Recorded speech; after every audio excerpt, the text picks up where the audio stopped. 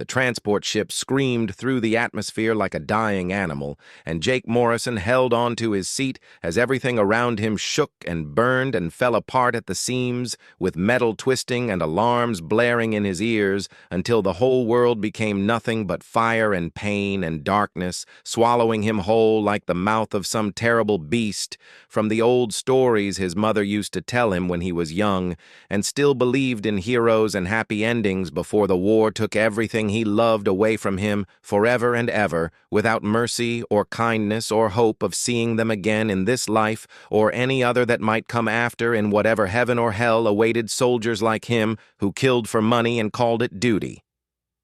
When Jake opened his eyes, the first thing he noticed was blood running down his face and into his mouth, with that copper taste he knew too well from 100 battlefields across a dozen worlds, where men died screaming for mothers who would never hear them, or gods who never answered, no matter how loud they prayed. And the second thing he noticed was that his ship had become a tomb of twisted metal, and sparking wires scattered across a forest floor, covered in strange purple moss that glowed faintly in the dying light of 2 suns setting on the horizon, painting everything in shades of red and gold that reminded him of autumn back on Earth, before he left home to become a soldier and forgot what seasons even meant anymore. He dragged himself out of the wreckage with his rifle still strapped to his back and his sidearm somehow still holstered at his hip, which meant someone up there liked him enough to keep him armed even if they did not like him. Enough to keep him from crashing in the first place on this alien world called Vel-Shara that intelligence said was mostly empty, except for some bugs and trees and nothing worth dying for. But here he was anyway, bleeding and alone and probably surrounded by hostiles who would love nothing more than to add one more dead human to their collection of trophies. The forest was too quiet, and that made Jake nervous, because quiet forests meant predators nearby waiting for stupid prey to stumble into their territory like crashed pilots who should have stayed home instead of taking money to fly reconnaissance over enemy land during a war that nobody really understood anymore, except that humans wanted these planets and the aliens wanted humans gone, and everyone kept killing each other until the galaxies ran red with blood from 1,000 different species, all screaming the same scream in 1,000 different languages that all meant the same thing, which was, please stop, please just stop killing us. We want to go home. Jake heard them before he saw them, and what he heard was clicking sounds like knives scraping against stone mixed with hissing that made his skin crawl, because he knew those sounds from briefings and horror stories told by survivors who barely escaped with their lives, from the Chris who were bugs the size of men, with mandibles that could cut through armor and venom, that melted flesh from bone in seconds, and a hatred for humans that burned hotter than any sun in any system anywhere in the known universe or beyond. He ran because running was better than dying, and Jake Morrison was many things, but ready to die was not one of them today or any day if he could help it. So he ran through the purple forest with his boots crushing glowing moss and his breath coming hard and fast, while behind him the clicking grew louder and closer and more insistent, like death itself was chasing him through these alien woods, demanding payment for all the lives he had taken in his years as a soldier and mercenary who killed for credits and tried not to think too hard about the faces of the dead that haunted his dreams every single night without fail or mercy. The cave mouth appeared suddenly like a gift from whatever gods watched over fools and soldiers, and Jake dove inside without thinking, because thinking took time, and time was something he did not have with the Chris so close behind him that he could smell their strange chemical scent like burning plastic mixed with rotting meat, and hear their mandibles clacking in anticipation of fresh human flesh to tear apart and consume in their endless hunger for destruction and death. Inside the cave was darkness so complete that Jake had to use his helmet light to see anything at all, and what he saw made him freeze in place, because there in the middle of the cavern was a child with pointed ears and strange clothing made from what looked like living crystal that shifted colors in his light, and beside her was a creature that his brain took several seconds to recognize as a dragon, because dragons were supposed to be myths from old Earth stories. not real things lying on alien cave floors bleeding from wounds that looked like they came from Chris weapons. The child looked up at him with eyes that made Jake want to step back because one eye was silver like moonlight and the other was gold like sunlight, and together they seemed to see right through him into all the dark places in his soul where he kept his secrets and his shame and his guilt over all the terrible things he had done in the name of survival and duty and money that never seemed like enough to wash away the blood from his hands. She spoke in a language Jake did not understand, but her meaning was clear from the way she held her small hands over the dragon, who was breathing in short gasps that sounded painful and wrong, and from the tears running down her face, leaving trails through the dirt and blood that covered her cheeks like war paint or grief made visible for all the universe to see. Jake knew he should leave because saving alien children was not part of his mission, and dragons were dangerous, even wounded ones. And the Chris were coming, and he needed to find shelter and call for extraction if his radio even worked after that crash, which it probably did not, because nothing ever worked right when you needed it most. But instead of leaving, he found himself kneeling beside the child and opening his emergency medical kit, because sometimes a man had to be more than just a soldier. Sometimes he had to be human again, even if only for a moment. The dragon watched him with intelligent eyes that glowed like embers in a dying fire, and Jake got the distinct impression that it was judging him and finding him barely acceptable, but willing to tolerate his presence for the sake of the child who clearly loved this creature with all her heart.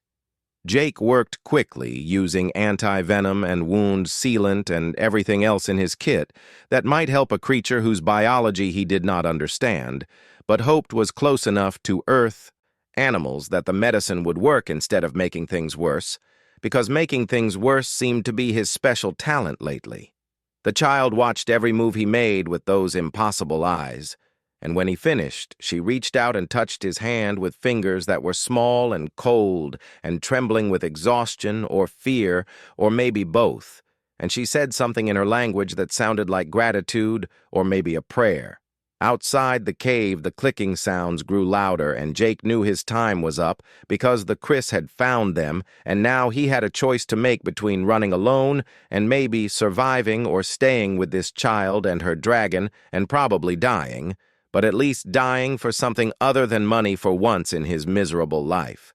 He checked his rifle and moved to the cave entrance and looked back at the child, who was holding the dragon close and watching him with hope in those strange, beautiful, terrible eyes. Jake Morrison made his choice and started shooting. 3 weeks turned into an eternity, measured not in days, but in near-death experiences and desperate fights and long marches through forests and mountains and swamps that tried to kill them in new and creative ways every single morning when they woke up cold and hungry and exhausted beyond anything Jake had ever experienced, even in his worst campaigns, before meeting this strange child who he now knew was named Luna, because she kept saying it while pointing at herself and then pointing at him and saying sounds that might have been her version of his name, but came out more like Jake, which was close enough Luna learned fast, and that probably saved all their lives more than once, because she picked up his hand signals for danger and quiet and run like she had been born. Understanding military tactics, and she showed him which plants were safe to eat and which ones would kill him in horrible ways, and how to find water in places where no water should exist according to any logic Jake understood. The dragon, who Luna called Ember in her language, grew stronger every day and also larger, which was both helpful and terrifying because a dragon the size of a horse could carry supplies and intimidate predators, but also needed to eat about half a forest worth of meat every day and attracted attention from everything within 10 kilometers that had eyes or sensors or any way of detecting a massive flying lizard that breathed fire and had bonded to a human mercenary for reasons Jake still did not fully understand. They moved constantly, because staying still meant death from Chris patrols or the other creatures that hunted these woods looking for easy prey and finding instead a soldier who knew 100 ways to kill, and a child who was learning more every day, and a dragon who was getting very good at turning bugs into charcoal. Luna taught Jake something she called the silent speech, which was not really speech at all, but a way of sharing feelings and images with Ember so they could coordinate during fights without making noise, and Jake thought it was probably some kind of telepathy, which should have been impossible. But then again, so were dragons and elves with mismatched eyes and everything else about this situation. At first, Jake could only receive vague emotions from Ember like hunger or anger or the fierce protective love the dragon felt for Luna, but as the weeks passed, the connection grew stronger, until he could sense what Ember sensed, and sometimes even see through the dragon eyes, which was disorienting and wonderful and absolutely terrifying. When Ember decided to practice flying by jumping off cliffs with no warning, Luna started calling him Papa in her language, and every time she did it, Jake felt something twist in his chest, because he had a daughter once back on Earth before the war, before the attack that killed his whole family and left him alone in a universe that suddenly seemed too big and too empty and too full of pain to bear. And he had sworn never to care about anyone ever again, because caring meant losing. And losing meant that terrible crushing weight in his chest that made breathing hard. But here was this child with impossible eyes looking at him like he was a hero instead of a killer, and trusting him to keep her safe even though he barely knew how to keep himself alive, and calling him Papa, like it was the most natural thing in the universe.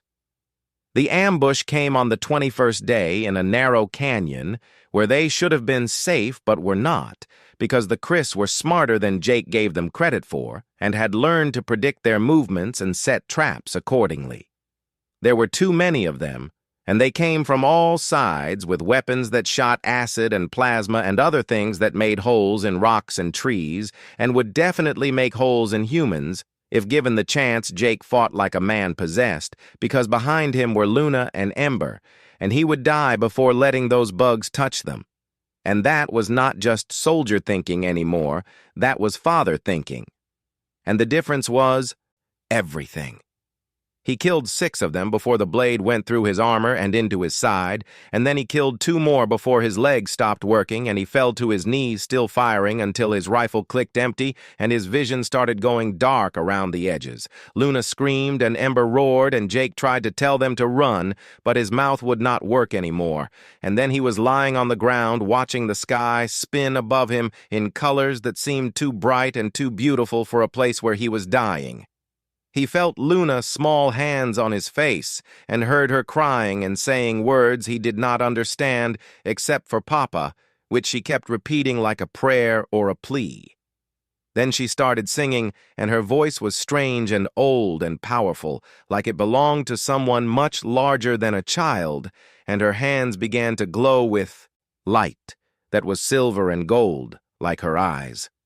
The light spread from her hands into Jake's chest, and it burned, but not like fire, more like ice or lightning or something that had no name in any human language, and he could feel his life bleeding out, but also feel something else flowing in to replace it, something that tasted like starlight and ancient magic, and the fierce determination of a child who refused to let her father die. Ember joined the song with sounds that were half roar, half melody, and placed one massive clawed foot on Jake's other side, and the light grew brighter until it filled the whole canyon, and Jake could feel Luna inside his mind, not just her emotions, but her memories and her thoughts and her absolute certainty that they were family. Now not by blood, but by choice, and by bond, and by magic that could not be broken, even by death itself. When the light faded, Jake could breathe again and sit up, and the wound in his side was closed with a scar that looked like silver crystal, and on his wrist was a mark that matched the one on Luna's wrist, and he could feel her in his head like a constant presence, and feel Ember too, like they were 3 parts of one whole. Luna collapsed in his arms, exhausted and crying and laughing and saying "Papa" over and over while Ember rumbled deep in his chest with satisfaction and possessiveness. Jake held them both and realized that he had made a terrible mistake by letting himself care because now he had everything to lose again. But when Luna looked up at him with those impossible eyes full of love and trust, he knew he would do it all over again without hesitation, because some things were worth dying for, and some things were worth living for. And somehow this child and her dragon had become both. The pattern became clear on the 32nd day, when they encountered a group of traders from a species Jake did not recognize with scales like oil rainbows and too many arms, but friendly enough until they saw Luna. And then they went very quiet and very still in the way. Prey goes still when a predator walks by. One of them dropped to the ground in what looked like a bow and said words in galactic common that Jake understood perfectly, which were, "Your Highness, and we thought you were dead and the galaxy mourns Luna." Grabbed Jake hand tight enough to hurt and shook her head frantically, and the traders seemed to understand because they backed away slowly and left without finishing their business, and Jake watched them go while his mind tried to process what he had just heard. Highness meant royalty, and dead meant someone had been looking for her, and mourns meant people cared about this child beyond just him and Ember. And suddenly the constant Chris attacks made more sense if they were hunting specifically for a princess, instead of just killing humans for sport. That night, while Luna slept curled against Ember's massive side, Jake tried to ask the dragon questions using their connection, and what he got back was images of a palace made entirely of crystal that grew from the ground like a living thing and stretched toward the sky like it wanted to touch the stars. And inside that palace was a woman who looked like Luna would look when she grew up, with the same impossible eyes and the same pointed ears and the same grace that seemed almost like dancing, even when standing still. The woman in Ember memories radiated power and grief in equal measure, and wore a crown made of light that shifted through every color Jake had ever seen, and some he had not. Luna Mother, he realized, and felt something cold settle in his stomach, because mothers who wore crowns were queens, and queens had armies and resources, and would definitely come looking for missing daughters, which meant Jake time with Luna was borrowed and running out fast. The nightmares started that same night, and Jake woke to find Luna thrashing and crying out in her sleep, while Ember made distressed sounds and pawed at the ground with claws that left deep gouges in the stone. Through their bond, Jake could feel Luna dreaming and see what she saw, which was the crystal palace burning and people screaming and running, and her mother shouting for her to hide while soldiers in black armor swarmed through the halls, killing everyone they found. He saw Luna being carried away by someone she trusted and then betrayed and thrown into a ship and transported across space to this world where they planned to kill her, but something went wrong and the ship crashed and she escaped with only Ember, who had been a gift from her mother on her last birthday. Jake held Luna until the nightmares passed and whispered the same things he used to whisper to his own daughter when she had bad dreams before the war took her away and turned his whole life into one long nightmare from which he could never wake. In the morning, Luna tried to explain using the limited common words she had learned and lots of hand gestures and images through their bond, and Jake pieced together that she was Luna Vel Ashara, princess of the Asharan Dominion, which was apparently one of the big players in galactic politics, and her disappearance months ago had triggered a war between her people and basically everyone her mother suspected of being involved, which was everyone.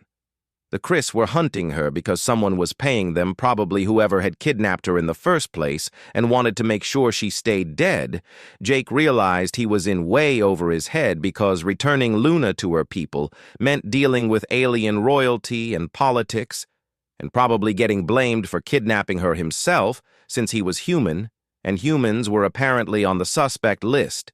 But keeping her meant running forever and watching her grow up in caves and forests instead of palaces, and eventually getting them both killed. When the people hunting her finally got lucky, Ember had opinions about this and shared them forcefully through their bond, which was basically that anyone who tried to take Luna away from them would get eaten and then burned and then eaten again for good measure, and Jake appreciated the dragon loyalty, even if it was not exactly helpful for long-term planning. They kept moving toward human-controlled space, because Jake figured that was still his best option for getting help, even if that help came with complications and questions, and probably a court-martial for abandoning his mission. Luna powers started showing up around day 40, and the first time it happened, they were crossing a river and she slipped on wet rocks, and instead of falling, she made the rocks reshape themselves into steps that caught her, and Jake stood there staring while his brain tried to process what he had just seen. After that, Luna started experimenting and discovered she could make crystal grow from stone and metal and even wood if she concentrated hard enough, and she could heal small wounds by touching them, and she could sense living things around her in a way that was different from the Ember connection, more like feeling ripples in water when something moved. She was powerful and getting more powerful every day, and Jake understood why someone wanted her dead, because a princess who could control matter and energy and life itself would be dangerous to anyone who wanted to control her or her kingdom. On day 53, they found the human outpost, or what was left of it, which was mostly ruins and bodies that had been dead for weeks, and signs of a massive battle between humans and Chris that nobody won. Jake searched for supplies and found weapons and ammo and rations and a working radio that he immediately tried to use to call for extraction. What he got instead was a message marked urgent and classified that said recovery teams were looking for a missing human pilot and a high-value alien target believed to be traveling together, and orders were to separate them on site and secure the target for diplomatic purposes and neutralize any resistance. Jake erased the message and smashed the radio, because he knew what neutralize meant, and he knew Luna was the target, and he knew his own people would take her away and probably put her in a cell somewhere while they figured out how to use her as a bargaining chip with her mother. He looked at Luna, who was watching him with those knowing eyes, and he made another choice that would probably get him killed. They were not going to human space after all. They were going to find her mother themselves, Commander Kate. Sullivan arrived 3 days later with a full tactical team and gunships and enough firepower to level a small city, and Jake knew they were coming because Ember could sense their approach from kilometers away through some dragon magic that worked better than any human radar. Kate had been his friend once, back when they were both young and stupid, and believed in the mission and the cause and all the pretty lies officers told soldiers to make them feel better about killing for politics. But that was before Jake went mercenary and Kate went career military, and they ended up on opposite sides of too many arguments about duty and honor, and what those words actually meant when you were the one pulling the trigger. She called out to him over loudspeakers saying things like, "Jake, we know you are here and we just want to help, and nobody needs to get hurt today," which were all lies, because Kate was good at her job, and her job was getting results no matter what it cost. Jake had Luna and Ember hidden in a cave network he had scouted earlier and told them to stay quiet and stay hidden no matter what they heard, because he was going to lead Kate people away and meet them at the rendezvous point he had marked on Luna mental map through their bond. He fired a shot that hit nothing but made a lot of noise, and then he ran.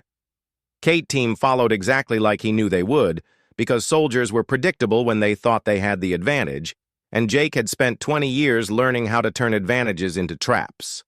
He led them through a marsh, where the footing was bad and visibility was worse, and picked off 2 of them with careful shots before vanishing into the trees. Kate called out again, saying, "Jake, do not make this harder than it has to be, and we know about the girl, and she needs to go home where she will be safe." But Jake knew safe was relative, and Luna would not be safe in human custody, no matter what Kate believed. The chase lasted 2 days, and Jake used every trick he knew, from setting false trails to doubling back to climbing trees and waiting for patrols to pass underneath before dropping on them with his knife. He was one man against 20 trained soldiers, but he had terrain and motivation and experience, and most importantly, he had Ember, who was tracking Kate movements from above the clouds and feeding Jake information through their bond, so he always knew where the enemy was before they knew where he was.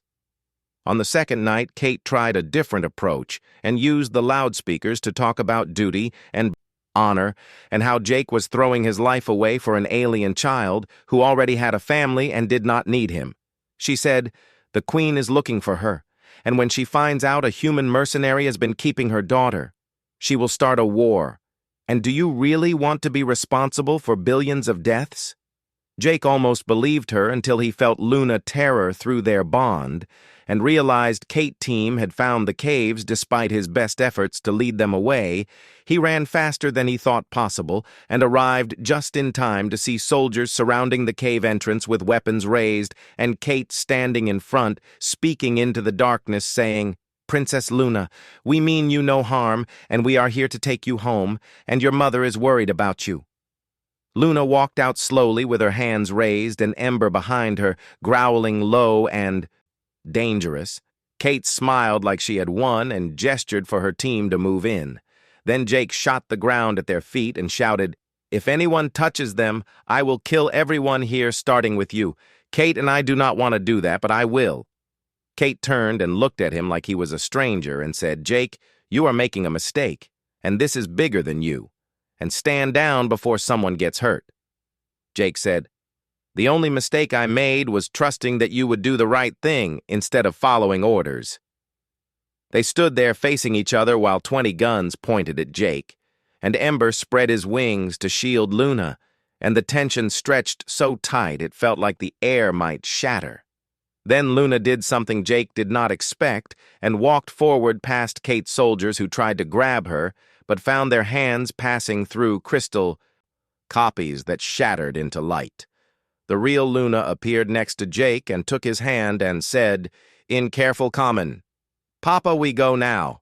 Please." Jake was about to agree when he felt it through the bond, a massive presence descending from orbit like a moon falling toward the ground. Ember roared and looked up at the sky, which was tearing open like fabric being ripped apart. Kate and her soldiers looked up too, and someone said, "What is that?" And someone else said, "Oh no." And Kate said, "Everybody fall back now." But it was already too late, because the tear in space finished opening, and something came through that made human gunships look like toys. It was a ship the size of a mountain, made from crystal and light, and powered by something that bent reality around it, like water around a stone. Jake knew what it was before Luna started crying with relief and joy. The Queen had found them. The ship descended slowly and deliberately, and when it was close enough, Jake could see details like the way the crystal surface reflected things that were not there, and the symbols carved into its hull that seemed to shift and change when he looked at them directly. A door opened in the side facing them, and light poured out so bright it hurt to look at directly. Figures appeared in the light, moving with grace that made them seem like they were floating instead of walking, and they wore armor that looked alive and carried weapons that Jake was pretty sure could unmake atoms if pointed at anything solid. They surrounded Kate team without a word, and Kate had enough sense to order her people to lower their weapons because fighting was suicide when facing technology that advanced. One more figure appeared in the doorway, and this one Jake recognized from Ember memories. Queen Liana Ashara was taller than Luna, but had the same pointed ears and the same impossible grace, and wore a crown of light that shifted through colors that had no names. Her eyes were silver and gold, and when they locked on Luna, they showed every emotion Jake had ever felt as a father, mixed with relief and joy and grief and rage all at once. Luna ran to her mother crying, and Liana caught her and held her like she would never let go while making sounds that were half words, half sobs. Jake felt his heart breaking because he knew this was goodbye, and Luna belonged with her people and her mother and her palace, and not with a washed-up mercenary in forests and caves. He started to back away slowly because he did not belong here either. But Luna grabbed his hand through their bond and pulled him forward mentally while saying to her mother in their language words, Jake understood through the connection which were, "This is Papa, and he saved me, and he is family now." Leanna looked up at Jake with those terrible, beautiful eyes and studied him for a long moment that felt like hours. Then she walked toward him, still holding Luna's hand, while her guards moved to block, but she waved them back. She stopped in front of Jake close enough that he could see his reflection in her eyes. She looked at the mark on his wrist that matched Luna's mark. She looked at Ember, who had moved to stand protectively beside Jake. She looked at her daughter, who was holding both their hands like she could keep them together through will alone. And then Queen Liana Ashara asked in perfect galactic common the question that would change everything, which was, "Why does my daughter call you her father?" Jake stood there with every weapon on that mountain-sized ship probably pointed at him and a queen who could order his death with a word, and the most important person in his life holding his hand and waiting for him to say something that would either save them or doom them. And all he could think about was the truth, because lies would not work on someone who could probably sense them through the bond she shared with Luna. So he told her everything, starting with the crash and the cave and the wounded dragon, and Luna begging for help, and the Chris attacks, and the 3 weeks of running and fighting and surviving, and the ambush where he almost died, and Luna performed the blood magic that bound them together forever and made them family in ways that went deeper than genetics or law or anything human. Culture had words for. He told her about teaching Luna to fight and forage and survive, and about Luna teaching him the silent speech and how to see through ember eyes and how to find water where no water should be. He told her about the nightmares and piecing together who Luna really was, and realizing he was keeping a princess from her mother and her people and her throne, but also keeping her alive when everyone else wanted her dead. He told her about the human outpost and the message ordering him to separate them, and how he chose to find Liana himself, rather than hand Luna over to people who would use her as a political tool. He showed her the scars and the exhaustion and the desperation of a man who had found something worth living for after years of just surviving. And when he was done talking, he said the hardest thing, which was, "I will break the bond if you command it, and I will walk away and never see her again, if that is what is best for Luna. But please let me know she is safe before I go, because she is everything to me, and I need to know she will be okay." Luna made a sound like a wounded animal and squeezed his hand hard enough to hurt and said, "No, no, no, Papa, stay, please," through both voice and bond. Liana was quiet for a long time, while her guards waited and Kate's team watched from where they were being held, and Ember rumbled nervously beside them. Then the queen did something that made every guard present look shocked, and several of them reached for weapons before stopping themselves. She removed her crown, the symbol of her authority and her power and her right to rule, and she placed it on the ground between herself and Jake. Jake had no idea what that meant, but he could feel through Luna that it was important and significant, and maybe the most important thing that had ever happened in their whole relationship. Liana said in a voice that carried across the clearing, "The Ka-Shara bond cannot be broken without killing both participants, and trying to separate you from my daughter would destroy you both, and I will not lose her again after spending months thinking she was dead and burning entire star systems trying to find any trace of her." She said, "You saved her when I could not, and you protected her when I was not there, and you became her father by choice and by magic and by love, and the Asheran people recognize bonds like yours as sacred and unbreakable." She said, "But I need to know if you understand what you have committed to, because being bound to a princess means being bound to her people and her throne and her destiny, and you will have enemies who want you dead just for existing, and you will be pulled into politics and wars and schemes that have nothing to do with you." She said,